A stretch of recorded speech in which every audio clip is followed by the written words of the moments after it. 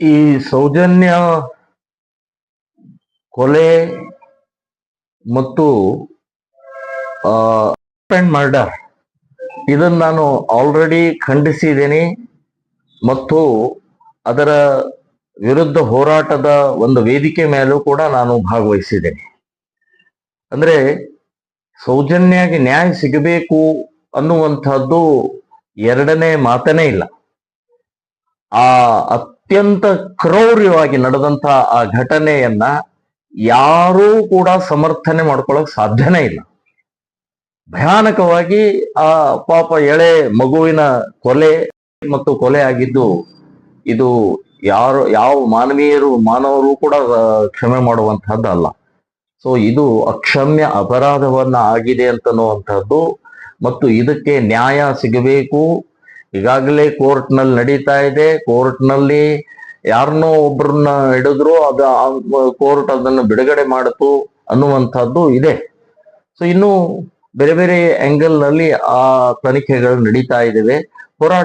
ಹೋರಾಟನೂ ಮಾಡ್ತಾ ಇದ್ದಾರೆ.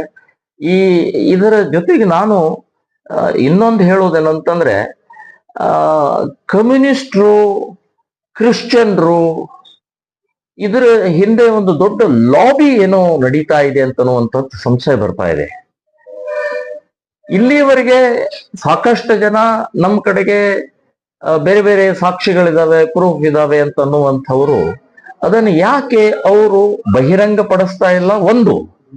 ಎರಡನೇದು, ಕೋರ್ಟ್ಗೆ ಯಾಕೆ ಹೋಗ್ತಾ ಇಲ್ಲ ಅನ್ನೋದು ಅಂಥದ್ದು ಕೂಡ ಪ್ರಶ್ನೆ ಬರುತ್ತೆ. ಇನ್ನು ಮೂರನೇದು ಅಂತಂದ್ರೆ ನೇರವಾಗಿ ಇವತ್ತು ಧರ್ಮಸ್ಥಳ, ಹೆಗ್ಗಡೆ, ಮಂಜುನಾಥ್, ಅಣ್ಣಪ್ಪ ದೇವರು ಹೀಗೆ ಬೇರೆ ಬೇರೆ ರೀತಿಯ ಹೇಳಿಕೆ ಕೊಡುವಂತಹದ್ದು ಇದು ಸರಿಯಲ್ಲ ಅಂತ ನನಗನ್ಸುತ್ತೆ. ಆಯ್ತು, ಹೇಳೋಕ್ಕಿಂತ ಮುಂಚೆ ನಿಮ್ಮ ಹತ್ರ ಆಧಾರಗಳು ಬೇಕಾಗತ್ತೆ. ಸೊ ಅದಕ್ಕೆ ಕೋರ್ಟ್ ಇದೆ, ಪೊಲೀಸ್ ಸ್ಟೇಷನ್ ಇದೆ. ಸೊ ಬೇರೆ ಬೇರೆ ರೀತಿಯ ಬಹಿರಂಗವಾಗಿ ಸಮಾಜದ ಎದುರುಗಡೆಗೆ ನಿಲ್ಲುವಂತಹ ಪ್ರಕ್ರಿಯೆಯನ್ನು ಮಾಡಬಹುದು, ತೋರಿಸಬಹುದು ಅಂತನ್ನುವಂತಹ ಹೇಳ್ತೇನೆ. ಆದ್ರೂ ನಾನು ಹೇಳ್ತೇನೆ, ಹೋರಾಟಗಾರರಿಗೆ ನನ್ನ ಬೆಂಬಲ ಇದೆ. ಸೌಜನ್ಯಗೆ ನ್ಯಾಯ ಸಿಗಬೇಕು ಅಂತನ್ನುವಂತಹದ್ದು ಎರಡನೇ ಮಾತನೇ ಇಲ್ಲ. ಇದು ಒಂದು. ಇನ್ನು ಎರಡನೇದು, ಸರ್ಕಾರ ಇವತ್ತು SIT ನೇಮಿಸಿದೆ.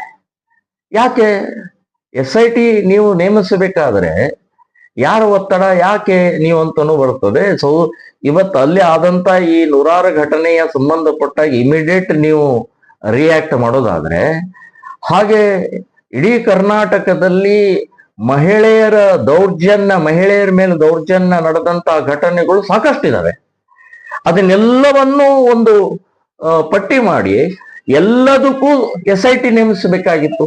ಉದಾಹರಣೆಗೆ ಹೇಳೋದಾದ್ರೆ, ಈ ನೇಹಾ ಹಿರೇಮಠ್ ಒಂದು ವರ್ಷ ಆಯ್ತು, ಅತ್ಯಂತ ಕ್ರೌರ್ಯವಾಗಿ ಹಾಡು ಹಗಲೇ 27 ಬಾರಿ ಚಾಕು ಹಾಕಿ ಕೊಂದಂತವನು ಇವತ್ತು ಜೈಲಿನಲ್ಲಿದ್ದಾನೆ. ನಾಳೆ ಅವನಿಗೆ ಜಾಮೀನ್ ಸಿಗ್ತಾ ಇದೆ. ಜಾಮೀನ್ ಸಿಗ್ಬಹುದು, ಹೊರಗಡೆ ಬರ್ಬೋದು. ಏನ್ ನ್ಯಾಯ ಸಿಕ್ತಿಲ್ಲಿ? ಓಪನ್ ಆಗಿ ಎಲ್ಲರ ಕಣ್ಣೆದುರುಗಡೆ ನಡೆದಂತ ಈ ಘಟನೆ ಹಿನ್ನೆಲೆಯಲ್ಲಿ ಮಾನ್ಯ ಮುಖ್ಯಮಂತ್ರಿಗಳು 3 ತಿಂಗಳಲ್ಲಿ ನಾನು ಶಿಕ್ಷೆ ಕೊಡಿಸ್ತೀನಿ ಅಂತ ಹೇಳಿದಂತವ್ರು 1 ವರ್ಷ ದಾಟ ಹೋಯ್ತಲ್ಲ. ಇದಕ್ಕೆ SIT ಇಲ್ಲ?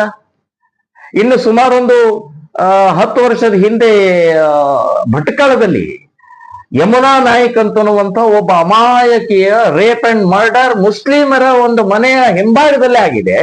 ಅದಕ್ಕೆ ಒಬ್ಬ ಹಿಂದೂನ ವೆಂಕಟೇಶ್ ಹರಿಕಾಂತ್ ಅನ್ನುವಂಥವ್ರನ್ನ ಫಿಟ್ ಮಾಡಿ ಪೊಲೀಸ್ ಡಿಪಾರ್ಟ್ಮೆಂಟ್ನವರು ದುಡ್ಡು ತಿಂದು ಅವರನ್ನ ಫಿಟ್ ಮಾಡಿ ಅವನು 6 ವರ್ಷ ಜೈಲಿನಲ್ಲಿದ್ದ. ಕೋರ್ಟು ಕ್ಲಿಯರ್ ಆಗಿ ಹೇಳ್ತು, ಇವನು ಇಲ್ಲಿ ಏನೂ ರೇಪ್ ಅಂಡ್ ಮರ್ಡರ್ ಇವನು ಪಾತ್ರ ಇಲ್ಲ ಅನ್ನುವಂಥದ್ದು ಬಹಳ ಸ್ಪಷ್ಟವಾಗಿ ಹೇಳಿ, ಅಲ್ಲಿ ಪೊಲೀಸ್ ಆಫೀಸರ್ಗಳ ಮೇಲೆ ಮತ್ತು ಯಾರನ್ನ ಮೊದಲು ಬಂಧಿಸಿದ್ರಿ ಅವರನ್ನು ಪುನಃ ಬಂಧಿಸಬೇಕು ಅಂತನ್ನುವಂಥದ್ದು ಕೋರ್ಟ್ ಆರ್ಡರ್ ಆಗಿದೆ. ಇನ್ನೂವರೆಗೆ ಆಕ್ಷನ್ ಆಗಿಲ್ಲ. ಇದಕ್ಕೆ SIT ಇಲ್ಲ? ಅಂಜಲಿ ಘಟನೆ ಆಯ್ತು ಹುಬ್ಬಳ್ಳಿಯಲ್ಲಿ. ಹೀಗೆ ಕರ್ನಾಟಕದಲ್ಲಿ ಮಹಿಳೆಯರ ಮೇಲೆ ನಡೆದಂತಹ ದೌರ್ಜನ್ಯದ ಸಂಬಂಧಪಟ್ಟ ಹಾಗೆ ಎಲ್ಲದಕ್ಕೂ SIT ಹಾಕ್ಬೇಕಾಗಿತ್ತು. ಸೊ ಅದಕ್ಕೆ ಒಂದಕ್ಕೆ ಕೇಂದ್ರಿತ ಅಂತಂದ್ರೆ ಕಾಂಗ್ರೆಸ್ ಸರ್ಕಾರ ಹಿಂದೂ ಇದರ ಮೇಲೆ ಟಾರ್ಗೆಟ್ ಮಾಡ್ತಾ ಇದೆ ಅಂತ ನಾನು ಹೇಳ್ತಾ ಇದ್ದೀನಿ.